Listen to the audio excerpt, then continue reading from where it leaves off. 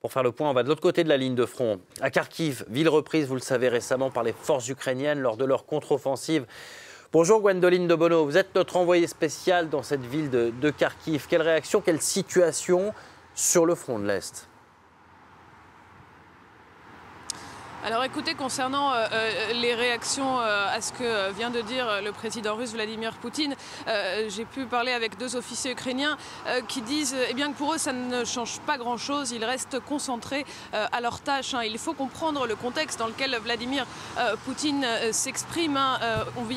Les forces ukrainiennes viennent de sortir d'une contre-offensive victorieuse dans la région de Kharkiv. La ville de Kharkiv en elle-même, elle n'a jamais été contrôlée par les forces russes, et cette offensive victorieuse leur a permis de reprendre 3000 km² environ de territoire. C'est ce qu'ont mis 6 mois à prendre les forces russes. Donc c'est une situation assez compliquée pour l'armée russe. On a vu leur ligne totalement se disloquer, et cette contre-offensive dans la région de Kharkiv permet aujourd'hui aux forces ukrainiennes de pousser leur avantage vers le Donbass. Et aujourd'hui, on a des villes du Donbass qui étaient totalement sous contrôle russe, qui sont attaquées sous plusieurs directions. Il ne faut pas oublier que le Donbass, la conquête totale du Donbass est l'un des buts de guerre affichés par la Russie. C'est aussi pour ça que Vladimir Poutine réagit aujourd'hui. Mais en ce qui concerne les troupes ukrainiennes, les soldats ukrainiens, le commandement ukrainien, tous veulent rester concentrés